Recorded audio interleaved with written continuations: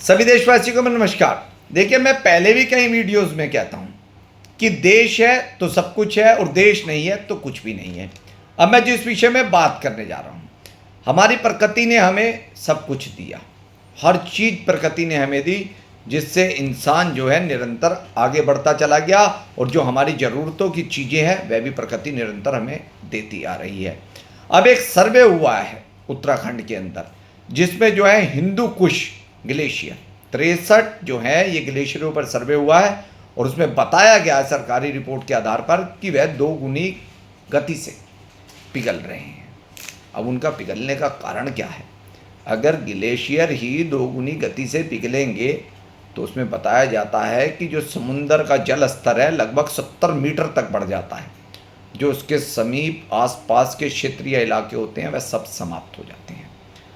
भूजल की निरंतर कमी होने लगेगी, वन्य जीवों पर प्रभाव पड़ने लगेगा, ऐसी ऐसी चीज़ें होने लगेंगी जिसकी इंसान ने परिकल्पना भी नहीं की। अब ये निरंतर जो ग्लेशियर पिघल रहे हैं उसके कारण है क्या? भारत के अंदर निरंतर जनसंख्या बढ़ना, पहाड़ों को काटकर विकास करा जाना, बड़ी बड़ी नदियों पर जो है अतिक्रमण कर लेना, वनों को समाप्त कर देना। लेकिन भारत की जनता ने कभी इसके विरुद्ध आवाज़ उठाई? कभी नहीं उठाई, क्योंकि भारत की जनता को अपने परिवार से, अपने पैसे से, अपने प्रॉपर्टी से फुर्सत मिले तभी तो भारत के अंदर जो गलत गतिविधियाँ हो रहा है उसके विरुद्ध आवाज़ उठाएंगी।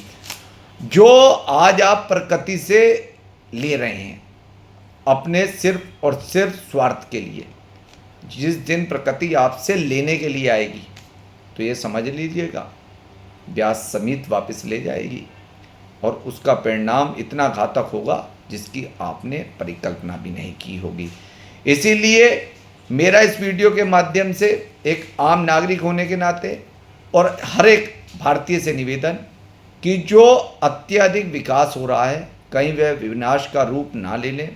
आने वाले समय में जिन चीज़ों की हमें आवश्यकता है वह हमारे लिए बचे ही ना।